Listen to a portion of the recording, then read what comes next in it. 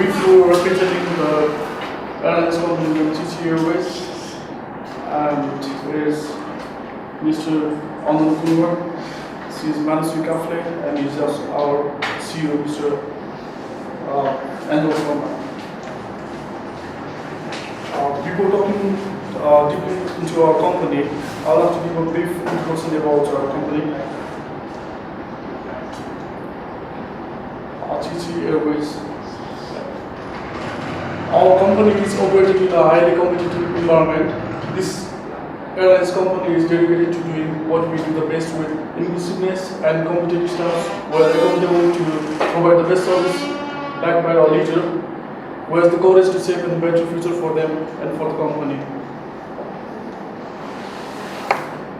And in our TT Airways company, we got two different units, which is strategical business unit, which is cargo, and other one is auto rental. The core value are represented by PEPs, which includes P stands for people, which means of base pay rate, like we pay base rate, which is 3 to 5% above the prevailing wages. E stand for efficiency, and P stands for proper maintenance, and other P stands for profit maximization, and S stands for shareholders. That's like we're only the one company that pays the highest dividend to the stakeholders. And our mission is to provide the unique service that delivers superior measurable values to all the stakeholders related with TT Airways. Sorry, Cici. And our vision is to become the best luxury airlines in 10 years in terms of quality, reliability, and customer service. And the next portion of our presentation will be explained by Mr. Anand Kumar.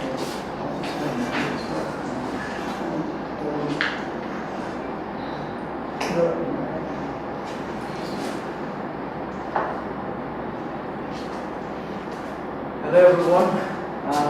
Talk about the ethical stats. This company believes that we should reduce direct impact to the environment by frequently maintaining our aircraft, and we believe in ensuring top maintenance levels so as to reduce impact to the environment. And it's done by maintaining our aircraft on time and properly, or being more. And talking about strategy, we have chosen the Blue Ocean strategy. We pursued the Blue Ocean strategy where our focus was to create value through differentiation, and we have increased the budget in promotion, increases in the number of salesperson, and increases the number of flights. That's how we differentiate our company from Himalayan Express. Start here by selecting the routes to fly, and after we go to the marketing and promotion budget, and after, if there is no net profit, then we again change the decision and we again change the routes to fly. And after, if we got profit more than 50%, then we pay dividend, increase promotion, and increase advertising. But we don't invest on CSR. And if our profit is below than 50%, then we check the competitors, check number of flights, and increase the number of flights. And here comes the decision tree of TT Airways. Talking about the marketing in first quarter, we have 5,000 for the promotion budget. So our first marketing capability is that we are highest in the industry, we have highest profit, and we provide the best service that any airline company has provided in the entire simulation program. At the end of the final quarter, we had only 12 salespeople. Our cost was $144,000, and our promotional budget was $30,000, and our total advertising budget was $25,000. For operational capability, we are providing free drinks and hours reovers or before all flights. So we've been providing snacks and drinks to all the passengers before flight. Quality and training budget. So we've been providing quality, our staffs with quality and trainings for what to do, how to act with people, how to interact with people, and what to do during certain flight turbulences, or how to calm people down if anything were to happen. Compensation policy, we are providing 4% above prevailing wage, so our compensation percent is above than any other airline companies.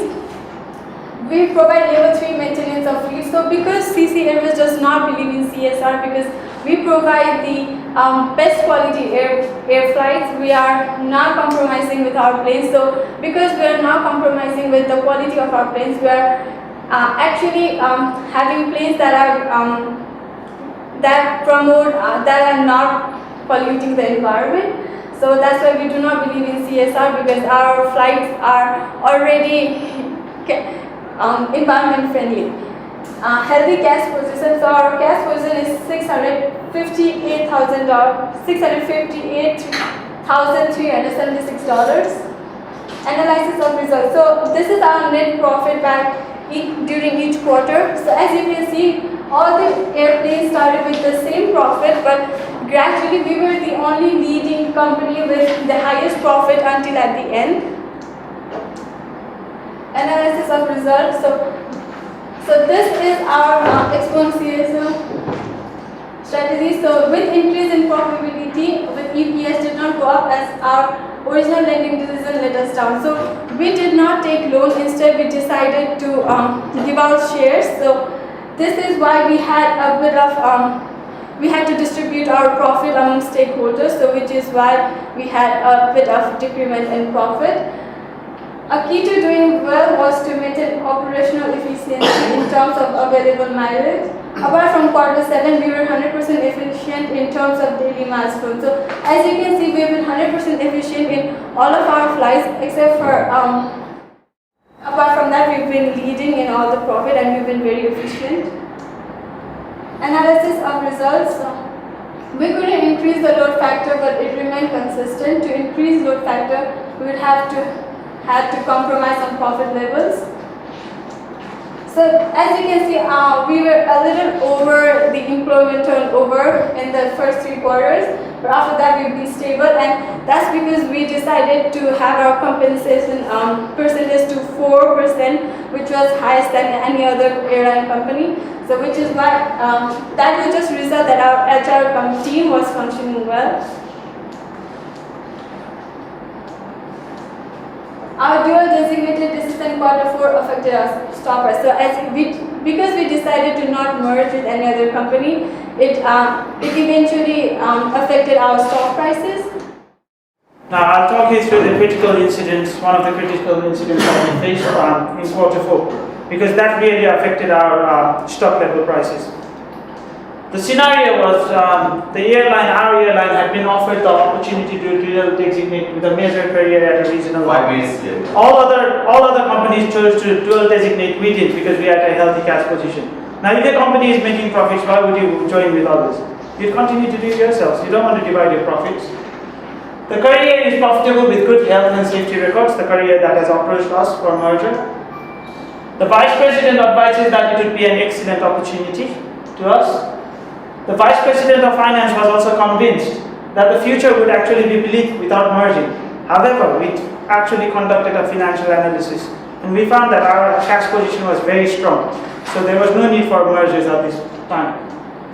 The decision measures. We assessed our cash position in the business and found a healthy cash position of $852,000. No other airlines in the industry was doing that. Our stock price was at record levels. Our cash position was the highest. Why would we go for a merger? The earning per share was 0.76, so we had shareholder confidence as well. Coupled with dividends, we were the only airlines that had paid dividends to them. So shareholders trusted us because we had been paying them regular dividends. Our stock prices was also highest, as I mentioned, and the profit was also highest at that quarter, so there was no need for merger. Our total liabilities was $117,000, but our profits obviously surpassed our liabilities. There was conflict within the team when we actually made this decision. The team was divided on the idea whether we should actually merge or not. The team had to go through a brainstorming process. Some were saying, okay, we need to merge. Some said, no, we should not do it. So what we did is we assessed where do we lie if we continue on our own, and what happens if we actually opt for the merger deal. Alper et al. 2000 argued that when there is conflict, the mediator can play a great role. In this case, I, the CEO, had to bring the team together and conduct a cost-benefit analysis. So we said, okay, where are we heading? The team soon found out that we have a strong cash position, like I said before, we are performing well and should continue as an independent operator. Reflection on the decision. Our original value of PEPs was well aligned to our decision, as we noted that mergers would actually lose autonomy and there is no guarantee of same profit levels, so our stakeholders would be let down. One of the last S actually stands for shareholders profit maximization. If we can't do that, our shareholders will be disimpressed with us, provided that we are one of the airlines that has been paying them dividends. Our stock prices did not go up against our competitors because we had not chosen to merge with the larger airlines. However, our profit levels still was the highest, even after we chose not to merge with them. Although over the long run, the stock prices of competitors did go up, our profit levels did not deteriorate. So we actually pursued our blue ocean strategy successfully. That's where we went, quarter 5, 6, 7, 8, higher than everyone else in terms of profits. Future direction, so where are we heading in the future? The blue ocean strategy of creating uncontested market space will be continued. That is to constant differentiation in terms of marketing, promotion, hiring, and maintaining our fleets. We look to increase the number of salespeople and reduce the marketing and promotion budget further because we don't want to be paying out agents' commissions. We'd rather pay our salespeople who will then be part of our staff rather than someone else. We will look to buy our shares back because one thing that is letting us down is share prices. Our EPS has gone down. If we buy our shares back, our EPS will go up. Our shareholders will be happy. We'll increase quality and training budget by at least double in the next 3 years. Overall, aligning with our core value PEPs, we will strive to maximize the return to our shareholders. How to actually do that model? So how the strategies were evolving when you had to operate all the time? With Mintzberg and what Yes, is model you're talking about. So what happens is when we actually started, we were the only player in the industry. We are the only luxury airlines. But soon we realized our competitor had kicked in. So we had to change our strategy. We had to realize that, okay, we are going to set top prices, we are going to maintain our levels at level 3, and we are going to enter every single market. But when competitors entered the same market, we had to move out of certain markets because they were not profitable. So we realized that, okay, we have to change the strategy. So we entered the F&R markets, which is foreign and resort type markets, best suited for luxury customers. We increased the number of fleets in those markets and we pulled out from A markets, B market, we reduced our number of flights. So that was our realized strategy. Our original strategy, deliberate strategy, was to enter every single market possible because we were the only one. But when we had competitors, we sacrificed certain markets and concentrated on core markets that were profitable. Was there any reaction from the competitors after you took that particular move? The competitors tried to enter the same market, but as you can see, it takes about 2 quarters to actually be mature in one particular market. So by the time that it stepped into our market, we had already occupied it. So blue ocean strategy in place. Excellent. Now you said that you took this evolving strategy move, but at the same time you presented this algorithm type of strategy flow chart. So how this algorithm type of flow chart, which is very static, would fit into that evolving strategy, say, flow? The first quarter, that's what we did in our first quarter. Because first quarter we were the only airline, so that was our original strategic flow. But over time, we realized that okay, we have to change our strategy. We have this sort of static. That's right. Fixed strategy. But we could not. We had to change that over time. Okay, good lesson learned actually.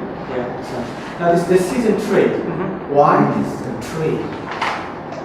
Why is this presented as a tree? Well, we thought we'd include a bit of graphics. We wanted to give you an indication of where we were in the first quarter and where we ended up in the last quarter. The tree must have certain feature that it has to have certain trunk and number of branches and sub-branches, sub-branches. So how we say the analogy of the tree would actually present your idea? We thought that would back up with our decision summary that we have included, which details every single quarter results. It's more decisions than the decision tree. It's not itself the decision tree. It's more over the decision tree, all the results are there. It's not decision tree as in strategic decision tree. It's about where we reached from the bottom to the top. So if you can see, it goes from bottom to the top every single one. Yeah. So now when you have to reflect back into all sort of efforts during the number of quarters, what are the key 2 points, okay, the thing that you have to improve and you actually learn from your past decisions to make improvement in the future? We made our first biggest mistake in the first quarter itself. We should have taken loans. We conducted a financial analysis. We thought, okay, we are not going to pay 10% interest when we can raise money to our stakeholders, but that impacted our stock prices because the earning per shares went down because we distributed shares to too many people. The second was to dual designate. That really kicked us. Although the profit levels were stabilizing, that again impacted our share prices. So these 2 things, if we had to go back and improve our business, the first one we would take loans out, and the second we would actually choose for merger. Because everyone else merged, we were the only ones that did not. How do you respond to the headline in the London Times? Cheap Airlines irresponsible. How do you react? Well, I'll explain the article if you want me to. It says the airline does not believe in CSR. Who goes on to expand on that argument? that's right. There are other airlines in the industry that have opted for level 2 maintenance or level 1 maintenance, but have paid certain amount in CSR. We have, from our first quarter, from the get-go, we have ensured that all our flights are top-level maintenance, so we are saving the environment as it is. We agree with what Milton Friedman said. The sole aim of business is to make profits. We are there to make profits, but we are also ensuring we have paid compensation to our stakeholders. So think about it in the bigger picture, not just the communities. We are saving the communities because we have maintained our flights. Our flights are well inspected. We are saving the environment, less pollution. Our shareholders, we are paying the highest wage in the industry. Our dividends to our communities are lost. People that are responsible with our business. We are the only airlines that has paid dividends to them over the long term. So we've covered everyone in our... What fuel do you use? What fuel do we use? Well, we've been buying the top quality Fuel is the answer. Well, everyone else uses the same fuel, so They care. You don't. but then we also maintain our flights at the top levels, and that emissions, CO2 emissions, are a lot lower than other airlines. Okay, in the first quarter, you spent 10,000 on staff training and development and quality. The fourth quarter, you spent 55,000. Why the increase in outcome? Our profit levels increased. So once we have increased our profit levels, it's circular flow of income. So once you start reaping profits, you have to put it back into the business so as to reap more profits. So that's where the training and quality budget increased.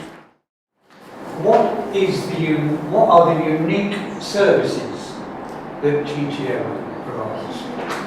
Unique services. Your mission statement. Well, we've been providing the unique services that we've been providing. Our customer care support is highest than any other. Everybody provides customer care. What are your mission statement? Our core says very clearly to provide unique services. What makes your services unique? I know what services are provided. What's unique about yours? Well, we've been providing the top-notch services to everyone. We've been providing the greatest kind. We've been providing level 3 services for all the customers.